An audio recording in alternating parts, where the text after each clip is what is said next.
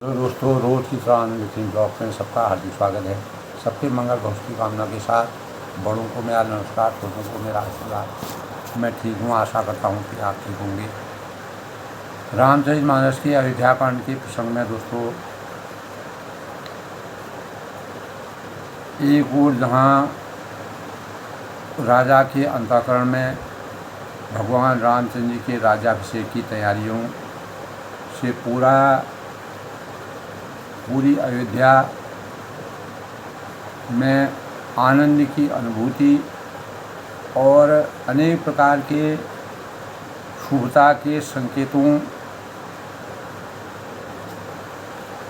का प्रादुर्भाव हो रहा था। उसी के परिणाम स्वरूप दूसरी ओर माँ सरस्वती और भगवान राम की लीलाओं को परिलक्षित करने के लिए तुलसीदास जी ने भगवान राम के 14 साल के वनवास और देवताओं के कुशलमय जीवन की कामना करने और लोक कल्याण के कार्यों को करने और इस सृष्टि के सृजन को हमेशा के लिए संजो कर रखने के लिए भगवान रामचंद्र जी ने इस प्रकार की लीला रची। अनेकों देवी देवताओं ने माँ सरस्वती, जो बुद्धि की प्रतीक के रूप में होती है, तो ऐसे सुअवसर पर अयोध्या में विराजमान होकर के देवताओं के अनुरोध के परिणाम स्वरूप दासी मंथरा, जो कैकेयी की दासी थी, उनके हृदय को परिवर्तित कर दिया। यानी रामचरितमानस के अयोध्या कांड के बाद का रहस्य शेष बचा था। भगवान राम ने राजा दशरथ के वहाँ जन्म लेने का मात्र औचित्य यही था कि लोक कल्याणकारी किया जाए। लोक कल्याणकारी कार्य करने के लिए आगे की प्रक्रिया, आगे की लीलाओं को किया जाए।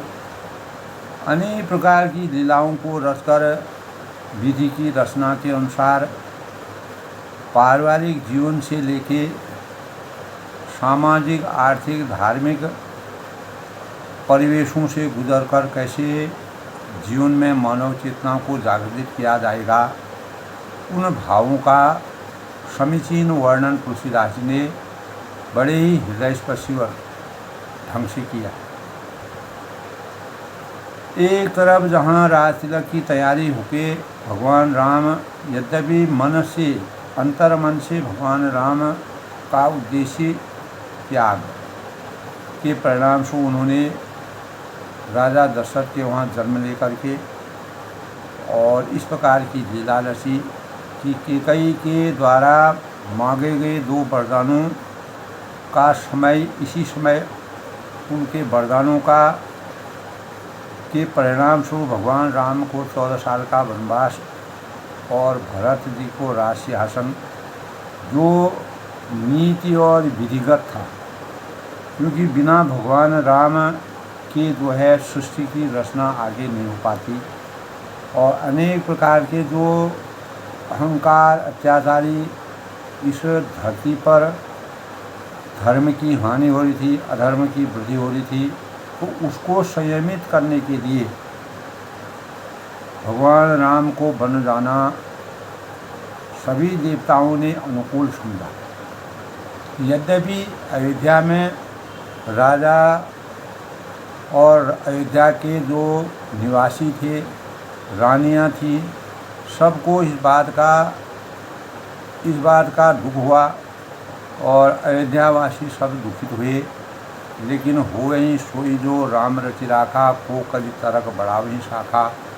इसी के परिणाम स्वरूप भगवान राम ने अपनी लीलाओं को कैसे रचा और किसी भी प्रभाव से, किसी भी को अवहेलना के पात्र होने से बचाने का प्रयास किया। तो कल के प्रसंग में था दोस्तों, कद्रु बिनत ही दीन दुख तुम्हें कौशला देव, भरत बंदी ग्रह से हई लखन राम के। यानी दासी कुबरी ने, कैकेयी की दासी कुबरी ने, मंथरा ने जब पूरा विषयुक्त वचन कह करके माँ सरस्वती का वास विपरीत मति उनके अंतःकरण में विराजमान हुई, तब उन्होंने कहा कि कद्रु ने भी बिनता को दुख दिया था, तुम्हें कौशल्या देगी। यानी कैकेयी को इस प्रकार से भ्रमित कर दिया, इस प्रकार से विष घोल दिया उनके मस्तिष्क में।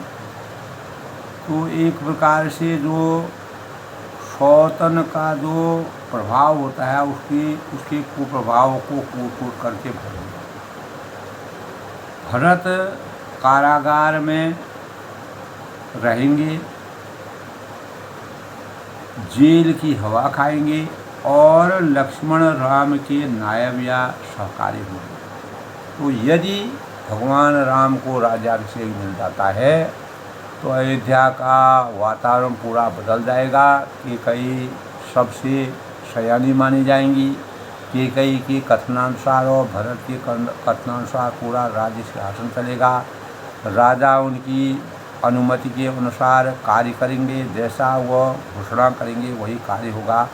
और तुम्हारे लिए, तुम्हारे जीवन के लिए बहुत ही अन्याय होगा। इस प्रकार से दासी मंथरा ने कैकेयी जी के अंतःकरण में अनेक प्रकार से विष घोलने का प्रयास किया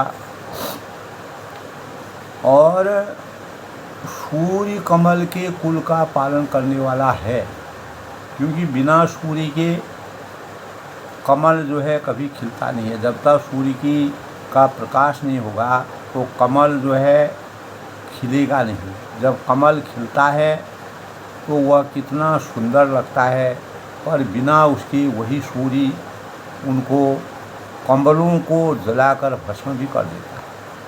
अगर उनको सूर्य की रोशनी मिलेगी और जल नहीं मिलेगा तो वह कमल जो है यानी भस्म हो जाएंगे। इसी प्रकार सौत कौशल्या तुम्हारी जड़ उखाड़ना चाहती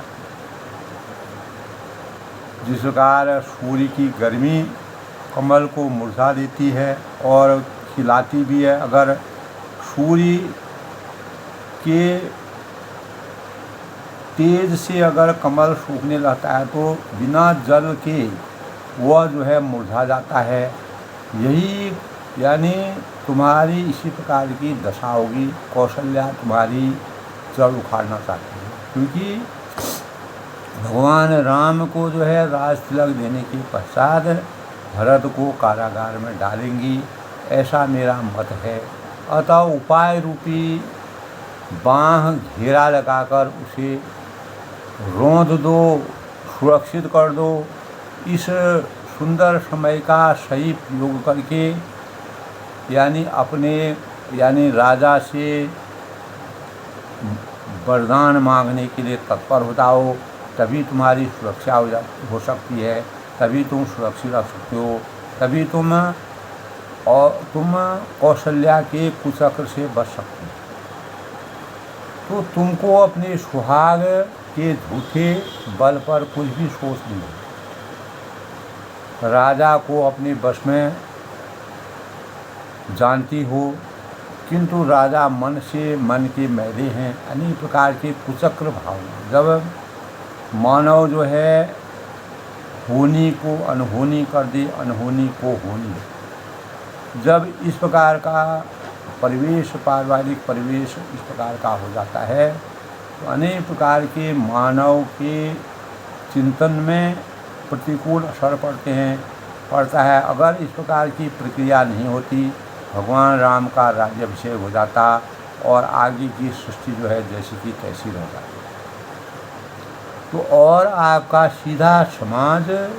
सीधा जो स्वभाव है कि कई जैसे मंथरा ने कहा कि आप कपट चतुराई जानती ही नहीं हो, क्योंकि मैं आपकी दासी हूँ, मैं आपके बारे में सब जानती हूँ। राम की माता कौशल्या बड़ी चतुर और गंभीर, चतुर गंभीर राम महतारी बीत पाए निर्बाध सुबह, और उसकी था नहीं है, उसका कोई पता नहीं चलता है, उसका न आदि है न अंत है। उसने मौका पाकर अपनी बात बना ली। पठी भरत भूप ननिहारी, यानी भरत को राजा ने जो भरत को ननिहाल भेज दिया, और उसमें आप बस राम की माता को ही सलाह समझ। तो कौशल्या समझती है। इस प्रकार से कूट कूट करके जब विषाक्त कर दिया, इस प्रकार के विषले भावों से कैकेयी के अंतःकरण में हृदय परिवर्तन होने लगा, और ये बातें बैठती गई। यूँ तो कैकेयी पहले राम को बहुत प्रेम करती थी, लेकिन जब कुचाल और कुचक्र जीवन में जब साढ़े साथी आती है तो जीवन परिवर्तित होता है। इसलिए कहा गया कि अयोध्या में साढ़े साथी आ गए, और सब सौतें तो यानी मेरी अच्छी तरह सेवा करती है, यानी एक ही भरत की माँ पति के बल पर गर्वित है। इसी से हे माई कौशल्या को तुम बहुत ही खटक रही हो, और किंतु वह कपट करने में चतुर हैं, और उसके हृदय में भाव जानने में कोई नहीं जान सकता है। यह उसे चतुरता से छिपाए रखती है। तो ऐसा जबकि प्रत्यक्ष रूप में कहीं भी कुछ भी नहीं था, लेकिन जब विधि की रचना यानी बिगड़ती है, अनुकूल प्रतिकूल अनुकूल प्रतिकूल में बदलने लगता है, तब राजा का तुम पर, और यह भी कहा कि राजा का तुम पर विशेष जो प्रेम है, अनुराग है, दुलार है, कौशल्या सौत के स्वभाव से उसे देख नहीं सकते, क्योंकि राजा सबसे ज़्यादा प्यार प्रेम जो है कैकेयी से करते थे। इसीलिए उसने जाल रचकर राजा को अपने वश में करके, यानी कौशल्या से कहा कि कौशल्या ने जाल रच के राजा को अपने वश में कर लिया है। भरत की अनुपस्थिति में राम के राज्याभिषेक के लिए अनेक प्रकार की लग्न, यानी सब कोई लग्न निश्चय करके अनेकों लोगों को अयोध्या में सुंदर कार्य करने के लिए इस प्रकार से जल्दी से निर्णय लिया। तो राम को तिलक हो, यह कुल उचित राम कहती का, सबई सुहाय मोई सुतनी का, आगिल बाद समझ दर मोही, देव देव देव फिरी सुफल हो। यानी राम को तिलक हो, वह कुल रघुकुल के उचित ही है, और यह बात सभी को सुहावनी लगती है, और मुझे तो बहुत ही अच्छी लगती है। परंतु मुझे तो आगे की बात विचार कर डर लगता है। यानी देन उलटकर, जिस प्रकार देव उलटकर इसका फल उसी कौशल्या को ही लगना चाहिए, इस प्रकार के भाव उन्होंने कहे। और इस तरह करोड़ों कुटिल पन की बातें करके, बुरा भाव कह के, कुचक्र को रट करके, कपट की बातों को कह करके, अनेक प्रकार के मनगढ़ंत बातें करके, और इस प्रकार का खेल खेल कर मंथरा ने कैकेयी को उल्टा सीधा यानी समझा दिया, और सैकड़ों सौतों की कहानियाँ इस प्रकार कह डाली कि यहाँ ये हुआ था, यहाँ ये हुआ था, अनेक प्रकार के भाव कर दिए, और ऐसे चक्कर, ऐसे जाल को बुन करके और कैकेयी का पूर्ण रूप से हृदय परिवर्तन कर दिया। तो कहीं जिस प्रकार विशेष, यानी कहीं जिस प्रकार विरोध लगातार बढ़ते रहे और कैकेयी का अंतःकरण बदलता रहे, राम के प्रति और कौशल्या के प्रति इनका दिन पर दिन जो है इनके अंदर बुराइयां आती रही। तो तब होनहार बश की कई के मन में विश्वास हो गया। जब इस प्रकार के कुचक्र कुचाल इस प्रकार की भावनाओं को कोई भी व्यक्ति कहता है और वह भी पूरा विश्वास के साथ कहता है, तो केकई के अंतःकरण में इस बात को घर करते, जिसके परिणाम स्वरूप रानी फिर सौगंध दिलाकर पूछने लगी कि मंथरा बोली, क्या पूछती है और तुमने अब भी नहीं समझा तो अपने भले बुरे की अथवा यानी मित्र बंधु शत्रुओं को पशु भी पहचाने। तो भयं पाक जिन सजत समाजू तुम पाई सुधि मोई समय आजू खाइय परी ही राज तुम्हारे सत्य कहे नहीं दोष तुम हमारे। यानी पूरा पखवाड़ा 15 दिन का पखवाड़ा होता है दोस्तों, यानी बीत गया है और सामान सजने लगा है और तुमको कोई भी खबर नहीं है। राम राज्य के तिलक की राज्याभिषेक की तैयारी हो रही है। आज मुझसे मैं तुमको राजा में खाली यानी राज में मैं तुम्हारे राज में खाती और पहनती हूँ, इसीलिए सच कहने में मुझे कोई भी दोष नहीं। जबकि कुल मिलाकर के कई मनगढ़ंत बातें बना करके, क्योंकि सरस्वती माता ने उसके हृदय परिवर्तन किया है, वही हृदय परिवर्तन जो है कि कई का वो करना चाहती है पूरा। तब उन्होंने कहा कि यदि मैं कुछ बनाकर झूठ फरेब कहती हूँ या गलत होंगी तो विधाता मुझे दंड दे। यहाँ तक भी मतलब जब इंसान बुराई पर उतर जाता है तो वो लगातार बुरा ही बुरा सोचता है।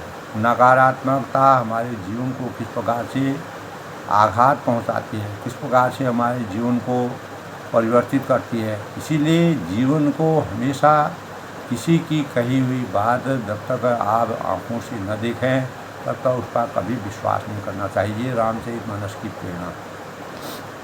तो यदि कल रामचंद्र जी को राज तिलक हो जाता है तो समझ लेना कि तुम्हारे लिए विधाता ने विपत्ति का बीज हो दिया।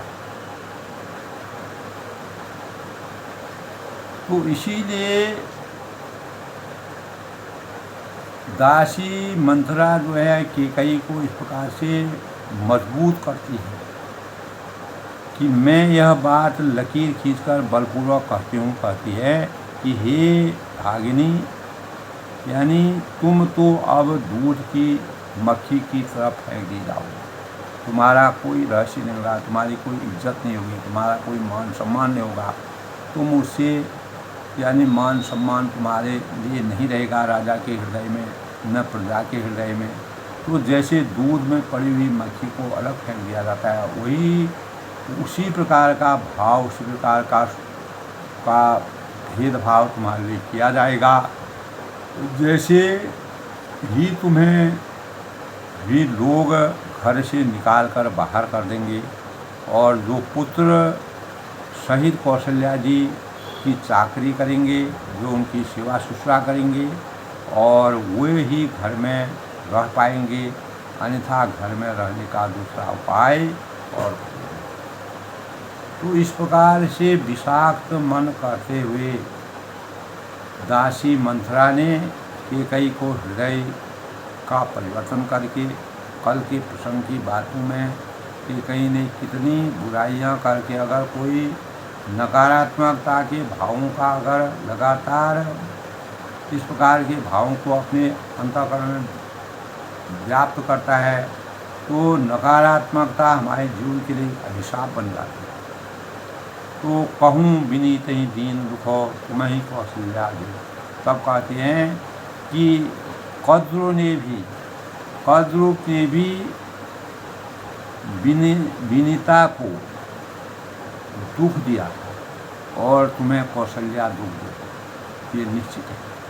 क्योंकि भरत कारागार का सेवन करेंगे, राम राज्याभिषेक रहेंगे, भरत कारागार में रहेंगे और जेल की हवा खाएंगे और लक्ष्मण राम के सहकारी होंगे। इस प्रकार के विष भरे शब्दों को सुनकर के कैकेयी के अंतःकरण में अनेक प्रकार के दुराभाव आते हैं, दुर्विचार आते हैं और वह हृदय परिवर्तन होता है। तब उसको जो है राजा के दिए गए 2 वरदान याद आते हैं और जिस समय काल परिस्थिति, देश काल परिस्थिति के अनुसार उन 2 वरदान जो राजा ने कैकेयी को दिए थे उनका वह प्रसंग करती है और उन 2 वरदानों को मांगती है। इसी के साथ दोस्तों आज के सुपंचांग के भाव की तो आज यानी आज का पंचांग आज 20 अप्रैल 2025 वैशाख माह के कृष्ण पक्ष की सप्तमी तिथि, विक्रम संवत 2082, शक संवत 1947, सिद्धार्थी नाम संवत्सर, सूर्य उत्तरायण में रविवार का दिन है। पूर्वाषाढ़ा नक्षत्र 11:49 तक, उसके बाद उत्तराषाढ़ा नक्षत्र का संयोग रहेगा। सिद्धि योग आज दोस्तों 12:13 तक, उसके बाद साध्य योग का संयोग रहेगा। त्रिपुष्कर योग भी है, सर्वार्थ सिद्ध योग और रवि योग का संयोग भी है। और सूर्य आज दोस्तों मेष राशि में यानी संचलित करेंगे।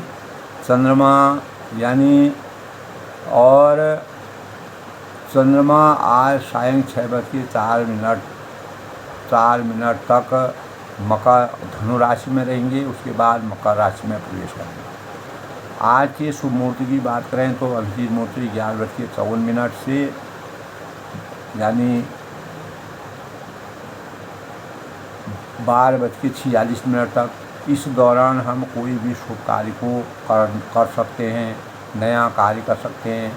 अमृतकाल 6:43 से 8:24 तक सुबह। ब्रह्म मुहूर्त आज का दोस्तों यानी 4:08 से 5:06 तक। राहु काल जिसके दौरान किसी भी शुभ कार्य को करना वर्जित माना गया है, 6:12 से 6:50 तक। और सूर्योदय आज दोस्तों 5:37 तक होगा और सूर्यास्त 6:32 तक। और आज पश्चिम दिशा शूल है, यानी पश्चिम दिशा में जाना वर्जित माना गया है। अगर कोई अनिवार्य कार्य से जाना चाहता है तो दही खाकर घर से निकलिए तो आप यात्रा कर सकते हैं। और इस प्रकार दोस्तों आज के रामचरितमानस कैकेयी के अंतःकरण को दासी मंथरा ने पूर्ण रूप से विषैला कर दिया। तब आगे का प्रसंग क्या होता है आज, इससे पहले दोस्तों आज का हमारे जीवन में क्या लाभ होता है। और सौरमंडल में सूर्य बहुत ही प्रभावी और प्रत्यक्ष देवता माने गए हैं। और खगोल शास्त्रों के अनुसार सूर्य के प्रभाव को पृथ्वी और चंद्रमा दोनों में मानते हैं। और ज्योतिष के अनुसार सूर्य सिंह राशि का स्वामी माने गए हैं। जन्म कुंडली में उच्च का सूर्य राजमहल का दाता होता है, राज सम्मान का दाता होता है। उस विद्वान श्री राम के अवतार में सूर्य का तेज अंश समाहित होने की बातें करते हैं। क्योंकि भगवान रामचंद्र जी जब रावण का वध किया था तो सूर्य के तेज, अगस्त ऋषि के द्वारा दिए गए तेज से, सूर्य के तेज से भगवान राम को सामर्थ्य प्राप्त हुई। सूर्य आराधना का विशेष रूप से रविवार को ही की जाती है। सूर्य को अर्घ्य देना और सूर्य को पुष्प है, रोली है और चंदन है से अर्घ्य देना चाहिए रोज़। और आराधक को आराधना की जाती है, शारीरिक और मानसिक विकास होता है। स्तुति, बाल रवि दर्शन और इस दिन दोस्तों उपयुक्त मात्रा में जप करना चाहिए। ओम घृण सूर्याय नमः। घृण सूर्याय नमः गेहूँ, गुड़, कमल पुष्प और केसर और लाल चंदन, लाल वस्त्र और तांबा इत्यादि के भाव हैं। और आराधना के लिए प्रातः सूर्य उदय से लगभग 2 घंटे पहले नित्य कर्म से निवृत्त होने के बाद सूर्य आराधना करनी चाहिए। ऐसा हमारे शास्त्रों में बताया गया है। हमारे वैज्ञानिक और आध्यात्मिक दृष्टि से सूर्य की उपासना करना बड़ा फलदायी माना गया है। सूर्य में अनेक प्रकार के रोग प्रतिरोधक क्षमता किरणें होती हैं जो हमें अनेक प्रकार के विटामिनों की पूर्ति हमारे शरीर में करती है। सूर्य व्रतधारी दोपहर के बाद मीठी चीज़ों का सेवन करना चाहिए। और सूर्य यानी रविवार के व्रत के दिन नमक का सेवन नहीं करना चाहिए। और सूर्य देव का वर्ण लाल होता है। सनातन धर्म में भी दोस्तों जो सनातन धर्म के पालन करने वाले होते हैं और नियमतः सनातन को मानते हैं, 5 देवताओं का पूजन किया जाता है जिसमें विष्णु हैं, शिव हैं, दुर्गा हैं, गणेश जी हैं और सूर्य। ये प्रमुख 5 देवता हैं। तो आदित्य पूजन की परंपरा बहुत ही पुरानी है दोस्तों। स्वयं भगवान राम ने लंका पर विजय प्राप्त करने का लक्ष्य लेकर सूर्य पूजन किया। तो यानी सतयुग में जब यानी हवन प्रधान आराधना की थी तो सूर्य को आहुतियाँ दी जाती। और त्रेता में श्री राम ने, द्वापर में स्वयं कृष्ण और पांडव कुल की रक्षा के लिए लोगों ने सूर्य की आराधना की थी। कलयुग में सूर्य वंदना राज सम्मान और दिलाने एवं व्यक्ति का तेज बढ़ाने के उद्देश्य से की जाती है।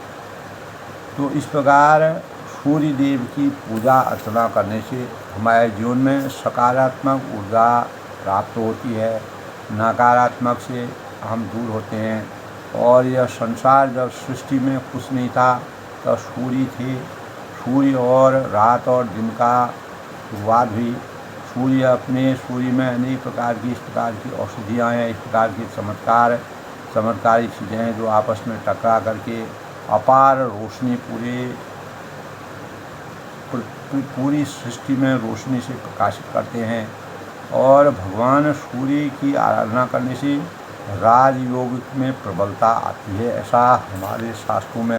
आज के रामचरितमानस के प्रसंग में कैकेयी सुता सुनत कटुबानी, कही न सकई कछु सहनि सुखानी, तन पैसेओं कदली जिम कोपी, कुबरी दसन जीव तब चापी।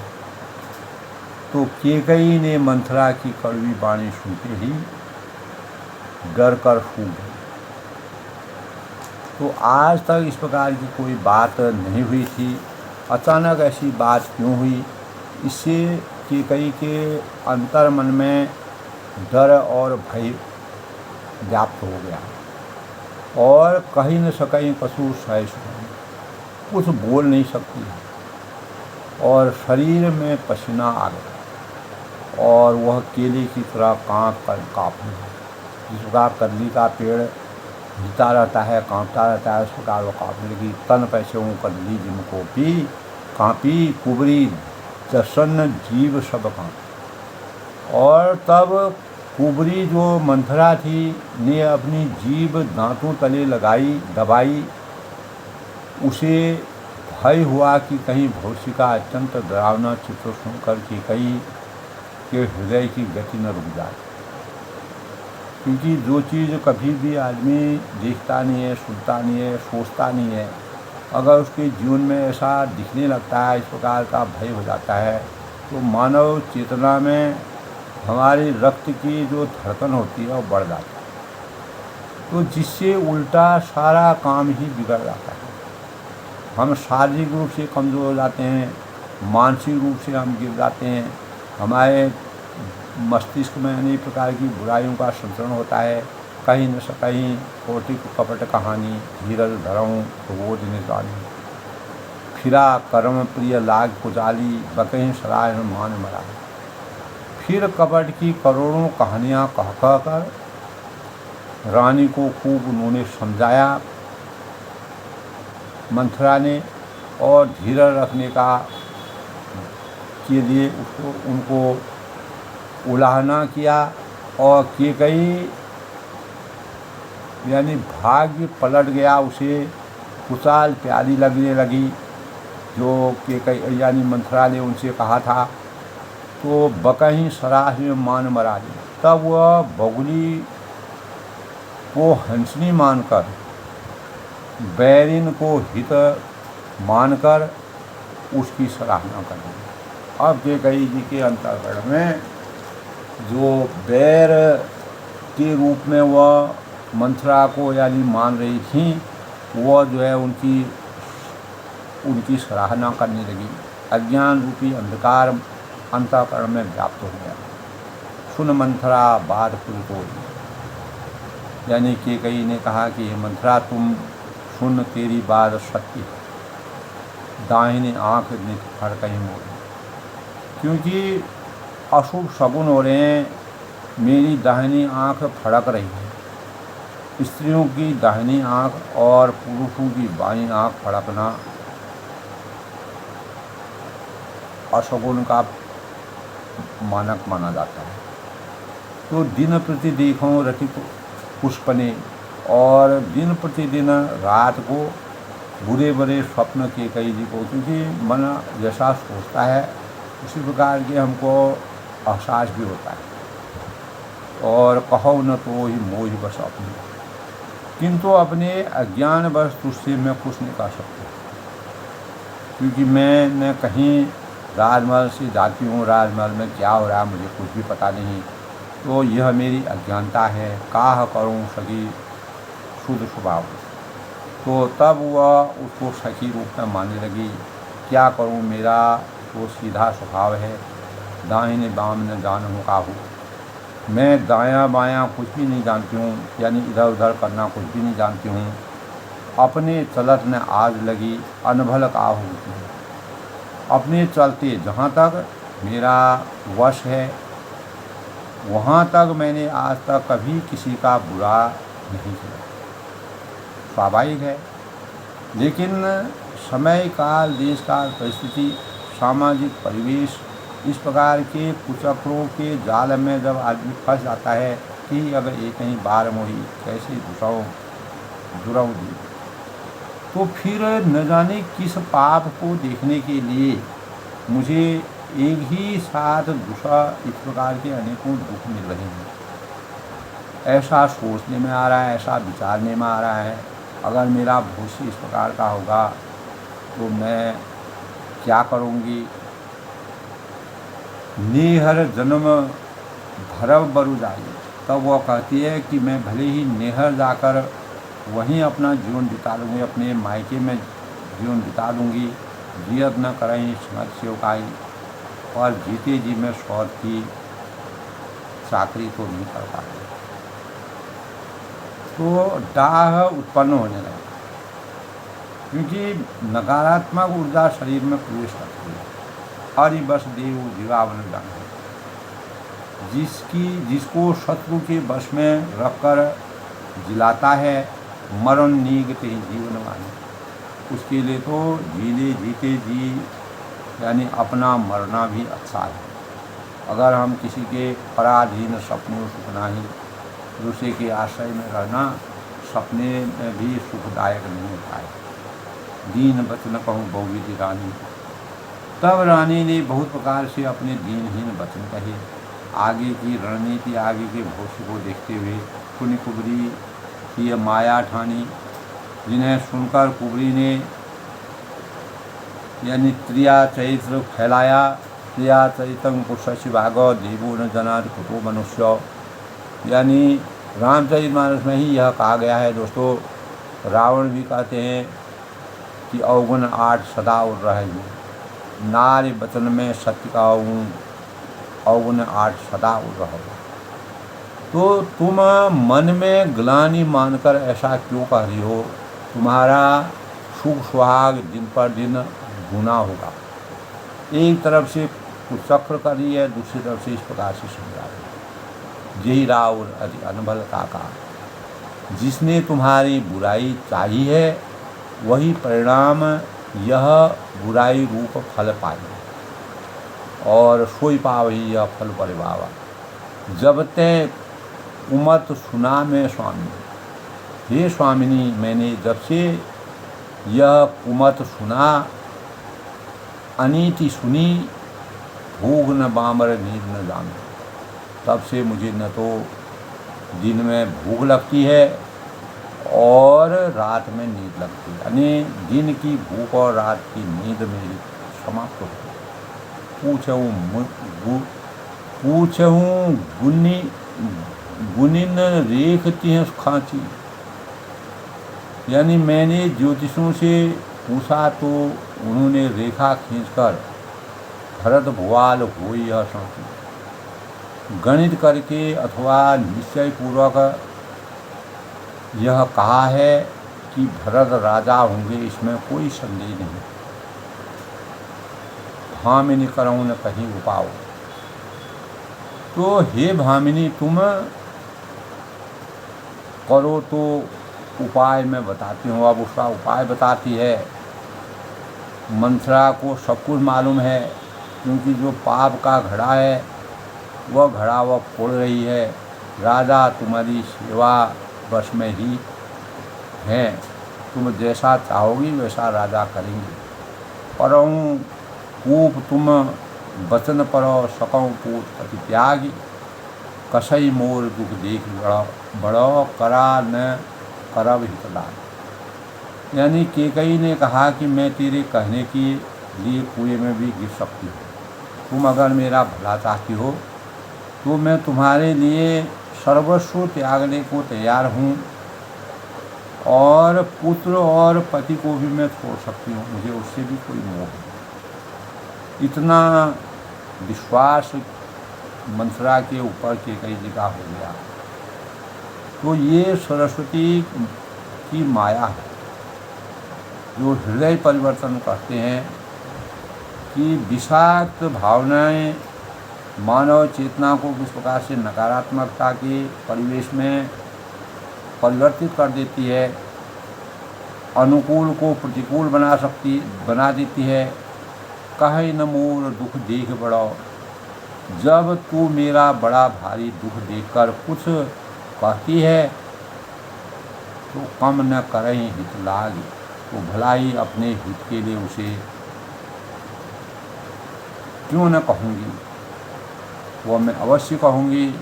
कुबरी करी कुबली के कबूली के कई, कुबरी करी कबूली के कई, कुबरी ने केकई को सब तरह से कबूल करवाकर उसको निष्ठावान बनाकर समृद्ध को ने दोष गुसाई कपट छुरी नर पाहनते, अर्थात बलि पशु मानकर, यानी कपट रूप छुरी को अपने कठोर हृदय रूपी पत्थर पर रेखा और उसकी धार को तेज किया। लखन रानी निकट दुख कैसी, दरिय हिरण पाल पशु कैसे। तो रानी केकई अपने निकट के जो शीघ्र आने वाले दुख को कैसे नहीं देखती है, ऐसे देखती जैसे बलि का पशु जो है, जिसकी बलि होने वाली है पशु, हरी हरी घास चढ़ता है और वह यह नहीं जानता है कि मौत सिर पर ना चढ़े। एक तरफ से सुख की अनुभूति है, दूसरी तरफ से जीवन का अंत है। तो बलि के बकरा का यही रहस्य है। तो सुनत बात मधु अंत कठोरी, बीच मनहु मधु महुल महुरी घोरी। तो मंथरा की बातें सुनने में तो कोमल है, मधुर लगती है, मीठी लगती है। जब आदमी बुराई की तरफ जाता है, अज्ञान की तरफ जाता है, एक जो नशा करने वाला आदमी होता है, गलत संगत वाला होता है, वो गलत संगत को ही अच्छा मानता है, क्योंकि देश काल परिस्थिति और समय के अनुसार बुद्धि विवेक जब मानव का समाप्त हो जाता है, तब इस प्रकार की का प्रवेश हो जाता है। अच्छे अच्छे लोग भी बुराइयों के जंजाल में जाल में फंस जाते हैं और जीवन दूभर हो जाता है। तो मंथरा की बातें सुनते ही सुनने में तो कोमल हैं, देत मनो मधु माहुर बोरी घोरी, और परिणाम कठोर और भयानक, मानो वह कह चेर सूर्य अहे न नाही, वह शहद में घोलकर जहर जैसे मिला देते हैं। एक तरफ से शहद मीठा होता है, अगर शहद में जहर मिला दिया जाता है तो उसी प्रकार की बातें मंथरा के कुचक्र में हैं। दासी कहती है कि हे स्वामिनी, स्वामिनी करहूँ कथा मोहि पाई, तुमने मुझको एक कथा कही थी, उसको याद है कि नहीं। तब रानी ने कभी मंथरा से कोई कथा कही होगी, उस कथा को वह स्मरण में कभी भी इस प्रकार के कुविचारों का समावेश नहीं होता था। दुई वरदान भूषण बातें, अब रहस्य आ गया सामने। मंथरा ने कपट का पूरा जाल बुन लिया है। तब उसने कहा कि दुई वरदान भूप मन धाती, मांगूँ आज जुड़ाऊँ साथी, यानी तुम्हारे दो वरदान राजा के पास मनोहर हैं, अभी भी धरे हुए हैं जो मनोहर वरदान हैं। मांगूँ आज जुड़ाऊँ साथी, आज उन्हें राजा से मांगकर अपनी छाती को ठंडी करो, जो तुम्हारे अंतःकरण में दुख व्याप्त है उस दुख का अंत करो। छुत ही राज राम ही बनवास, और उन दो वरदानों में एक तो अपने पुत्र के लिए यानी भरत को राजा बनाने के लिए, और दूसरा राम को 14 साल का वनवास। देहु देहु सब सबति हुलासु, और मौत का यानी राम को वनवास दो, और मौत का सारा आनंद, सौत का जो सौतन है उनका सारा आनंद कौशल्या के बजाय आप उसका आनंद लें। यही आपके जीवन के सुयश का सबसे बड़ा मार्ग है, रास्ता है। यह वरदान आपको मांगने पड़ेंगे, तभी आपका जीवन सुयश और कीर्तिवान होगा। लेकिन इसका परिणाम क्या होता है, आगे के प्रसंग में रहेगा दोस्तों। भूपति राम शपथ कर ही, और जब राजा राम की सौगंध खा लें। यह भी उसने कहा कि किस प्रकार से आपको संकल्प लेना है, कैसा आपको अपना वेशभूषा बनाना पड़ेगा, किस प्रकार के परिवेश में रहना पड़ेगा, कितना त्याग करना पड़ेगा। तब उसने कहा कि भूपति राम शपथ जब करहीं, जब राजा राम को राम की सौगंध खा लें, तब मांगो जी वचन न करे। तब वर मांगना जिससे वचन न टलने पाए, और राजा जो है उसके लिए प्रतिबद्ध हो जाए। हो अकाज आज निश्चित, आज ही रात बीत गई है, आधी रात बीत गई है तो काम बिगड़ जाएगा। वचन मोर प्रिय मांगो जी, मेरी बात को हृदय में रखकर या प्राणों से प्यारी मानकर समझकर आज ही रात में यह वरदान मांग करके राजा को अपने वश में करना, और राम को 14 साल का वनवास दे करके भरत को राजतिलक दिलाओ। बड़ कुघात कर पातगी कहे कोप द्रह जाओ। तब उसकी रचना रची गई, क्या किया जाए, कैसा किया जाए। तब पावनी मंत्रा ने बड़ी बुरी घात लगाकर, जिस प्रकार दुश्मन यानी शत्रु मिस्र के वहाँ जब घार लगाता है, उसी प्रकार का कार्य यानी मंथरा ने किया। पाप ने मंथरा बड़ बड़ कुघात करी पातकिन। पाप ने मंथरा ने बड़ी बुरी घात लगाकर कहा, क्या कहा? कहे हूँ कोप ग्रह जाओ, कोप भवन में जाओ, वही सबसे बड़ा उपाय है। वही तुम्हारे जीवन, आगे के जीवन का सबसे बड़ा रहस्य रहेगा।